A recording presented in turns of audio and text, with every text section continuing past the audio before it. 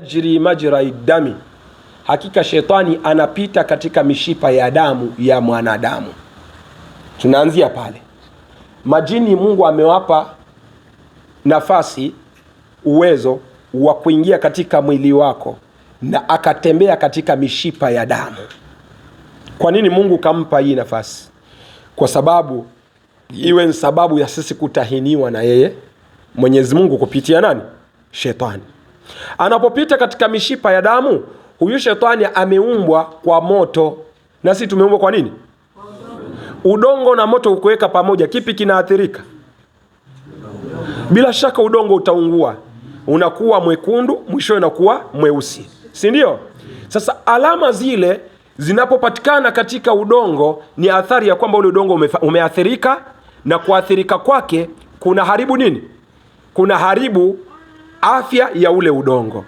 Shetani anapita katika mishipa ya damu. Kuna njia 32 ambazo anapita katika mishipa ya mwanadamu. Tunaanzia pale. Sawa? Katika mishipa ya mwanadamu anapita kwenye tundu ngapi? 32. Anapita katika tundu gani na gani? Tutazihesabu sote kwa pamoja. Ncha za vidole. Ncha za vidole. Ncha za vidole ni ngapi? 5, mkono mmoja. Na mkono mwingine? 5. Ngapi hizo? 10. Mguu ngapi hizo? 2. Asante. Pua ina tundu ngapi? 2. Hizo itakuwa ni 20 na ngapi? 2. Asante. Mdomo 23 hiyo. Sawa? Macho mawili 25 hizo. Sawa? Masikio mawili 27 hizo. Matiti mawili 29. Kitovu 30. Uchi wa mbele na uchi wa nyuma. Hizo ndio njia shetani anapita kuingia katika mwili wako. Tunafahamiana? Ndio maana unakuta katika miongoni mwa usafi Muislamu anazingatiwa nao, ni lazima hizo sehemu ahakikishe usafi uko wa ziada. Al-Islamu nadhifu. Kwa sababu shetani hapendi mahali pasafi, anapenda mahali pachafu. Ukipata pachafu, anakuwa nafasi ya yeye kufanyaje? Kupita katika sehemu kama hizo. Kwa maana hiyo ni kwamba kucha zikatwe za miguu, za mikono. Ukitawadha maji yanapita kila wakati. Unatawadha lazima utie maji wapi? Sawa? Kwa masikio lazima. Si ni kweli? Kwa hivyo hizi ni tundu ambazo zinajulikana, lakini kabla hujae hizi tundu za kawaida, lazima iwe ukiwa umepitia chooni umehakikisha kwamba usafi wako wa uchi wa mbele na nyuma uko sawa. Kwa sababu ndio sehemu ambazo shetani anaweza kupita na sehemu kama hizo. Sawa? Sasa shetani hupita kwa mishipa kama hiyo. Lakini anapopita katika mishipa kama hiyo akaingia katika mwili, sasa huenda kuakti maradhi ndani ya mwili wako, ambayo maradhi haya ni maradhi ambayo yanaweza kusababisha aina ya maradhi makubwa ambayo hospitalini huonekana, lakini yakawa yanakusumbua. Kama vile nini? Kuna mtu anaweza kusumbuliwa na maradhi ya kishetani, akaonekana kwamba yuko na nini? Yuko na sukari. Na kumbe sukari hiyo sio ya kawaida. Akaonekana yuko na pressure. Ikaonekana kumbe pressure yake sio ya kawaida. Tunafahamiana? Akaonekana kwamba ana kansa. Haya ni miongoni mwa maradhi ambayo shetani huchangia ama husababisha. Pamoja kwamba kuna vingi ambavyo vinasababisha kansa. Nataka mnielewe vizuri sana. Lakini nasema mchango ambao yeye hushika pale ambapo ni pabovu, akaweza kugandamiza ili afike kwenye nini? Malengo yake. Tunafahamiana? Akasababisha matatizo kama hayo. Mfano kama huo, siku moja nimepigiwa simu nikaitwa katika sehemu za Mishomoroni Kisauni. Kifika pale kuna mama amelazwa, mama mtu mzima, sio mtu mzima vile, lakini kulingana alivyokuwa unamuona unajua kwamba ni mtu mzima. Lakini pia kulingana alivyokuwa amelazwa pale, kifika pale nilijiuliza mimi nimeletwa kwa mgonjwa ama nimekuja kushuhudia maiti? Amekonda na hali yake ni kwamba huyu mtu ni sawa sawa kwamba hayupo. Tunafahamiana? Basi kiukweli sisi hatukufunguliwa kwamba kitu gani ambacho kinahudumiwa pale, isipokuwa wanasema wanataka kumfanyie kisomo na apate na madawa, sababu ni mtu hawezi kujieleza. Tunafahamiana? Basi alhamdulillah sisi tukamwanzia kisomo. Lakini mtu naambia anakunywa nusu glasi ya maziwa kwa siku. Nusu glasi ya maziwa kwa siku ndio ambao anakunywa. Hapo kutakuwa kuna mtu kweli? Basi alhamdulillah tukaendelea kumfanyia kisomo. Mwishowe sasa akaanza kupandisha. Alipopandisha akajieleza. Anasema katika mwili wangu, katika huu mwili, kila joint moja ya mwili ina majini 12. Sasa wewe piga mahesabu wewe. Joint za mwili, nyinyi wasomi mmesoma secular, joint za mwili wa mwanadamu ni ngapi? Takriban 360 na zaidi. Sawa? Sasa kila joint majini 12. Sasa fanya 12 mara 360 tu peke yake. Au majini wangapi katika? Sawa? Wako katika mwili wa yule mama au majini. Sasa na wote chakula chao ni huyo mama, wanamnyonya damu. Hapo kutakuwa na mtu. Kwa maana hiyo ikafikia wakati sasa amepelekwa hospitali, akaenda akafanywa vipimo, akaonekana ana HIV, ana ukimwi. Tunamfanyia kisomo, majini walivyopandisha wanasema huyu mama hana ukimwi. Sisi ndio tumechezea kipimo, ikaonekana kwamba ameathirika, lakini hana ukimwi. Na baada hapo tukampa dawa mpaka alivyotoka yule mama. Tumemwambia baada ya siku 40 ambao ametumia dozi, tumempa dozi ya siku 40 mfululizo. Ameenda zake kupimwa, daktari akashtuka. Huu ndio yule hana ukimwi na ni mzima. Kumbe shetani kachezea nini? Vipimo. Sasa niambie, ni wangapi ambao huenda hospitalini wakatibiwa mpaka mwishowe pesa zimesha, kila kitu amemaliza, na akarudi nyumbani hali yake ni ile ile? Ni wengi. Si kwamba dawa hakuna, lakini yao maradhi yanotibiwa sio. Tunafahamiana? Anatibiwa maradhi ambayo sio. Na haya ndio tunajua kwamba yanapelekea nyinyi kina mama mnaonekana kwa kina Ezekiel kwenda kuombewa. Kwa sababu umetibiwa na unaumwa na hujui ufanye nini. Sasa tusipowapa programu za kisunna katika kujitibu, kila siku mtaonekana mavueni. Lakini pia huwa tunajiuliza kama haki na mama wetu wa Kiislamu wanaenda zao mavueni kwenda kuombewa. Sawa? Kabla hawajaenda mavueni, kwa kina babu wameenda mara ngapi? Kwa sababu kwa kina babu hakuna TV tukawaona. Si ni kweli? Huku kwa waganga wameenda mara ngapi?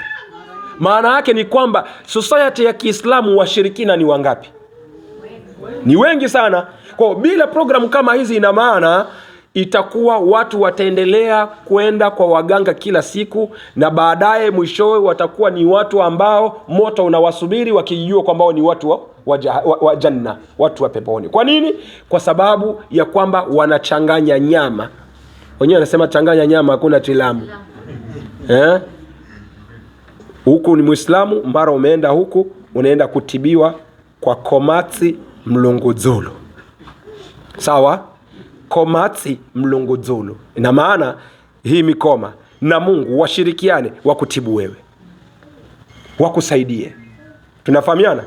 Ndio inayoitwa nini? Shirki, ushirikina. Umemshirikisha Mungu na watu wakufa. Maana koma ni watu wakufa, si ni kweli?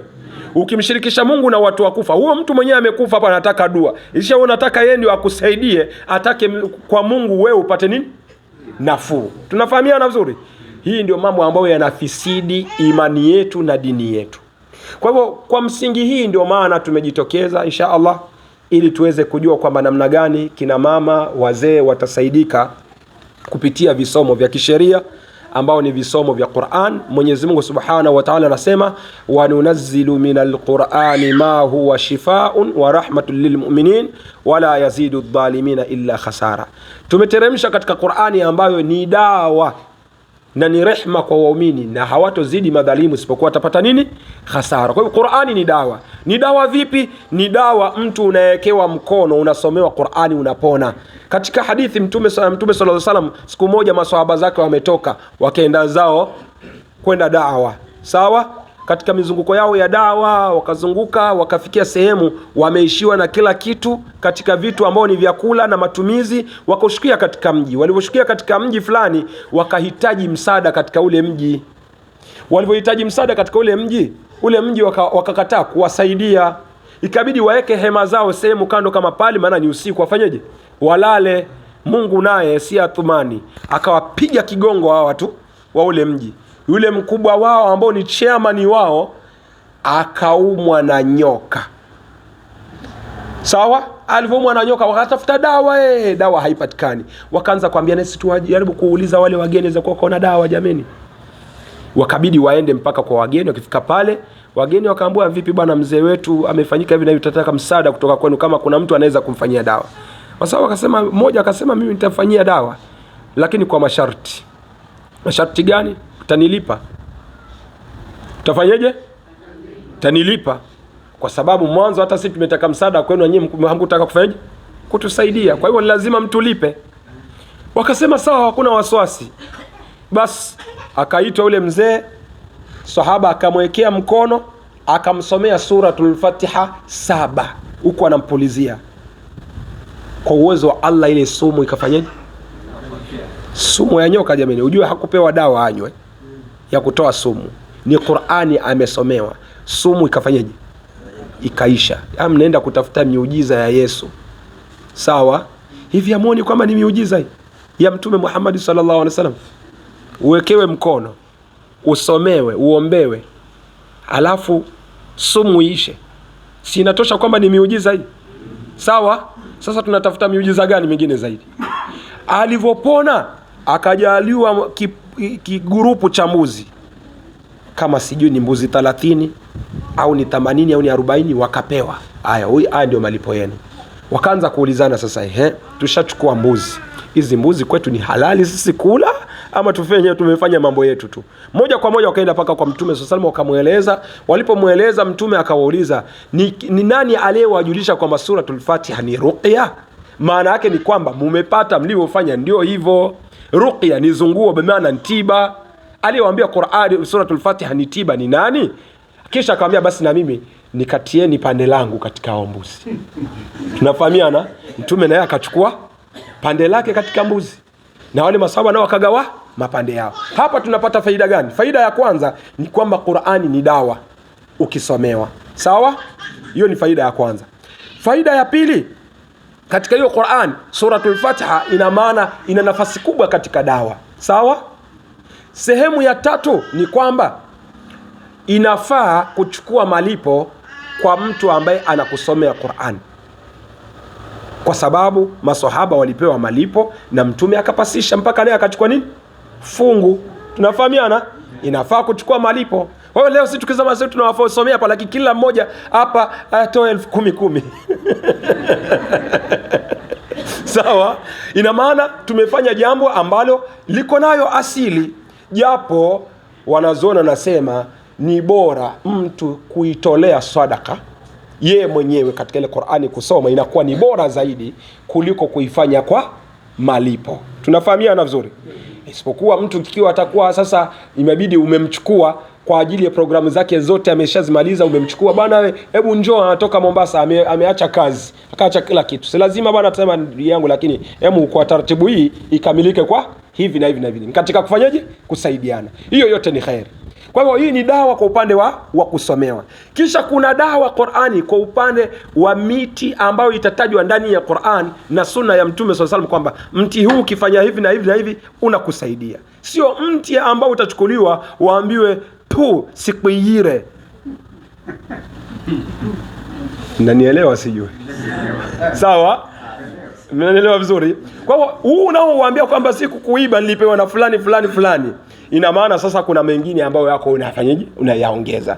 Lakini kama itakuwa ni ziada, mti wenyewe kama umekuwa ni dawa, huo ni dawa. Chengine zaidi ikiwa utaongeza kwenye kuyasomea maneno ya Mwenyezi Mungu, inakuwa sasa umefanya jambo ambalo ni sahihi. Lakini yale maneno yako ambayo unayazungumza, unataka kuonyesha kwa maneno yako ndio ambayo yanaenda kutibu, na maneno yako si lolote. Unafahamiana? Mti wenyewe unatibu. Mti wenyewe unatibu. Kwa hivyo mtengezee mtu umpe. Tunafahamiana? Mlipi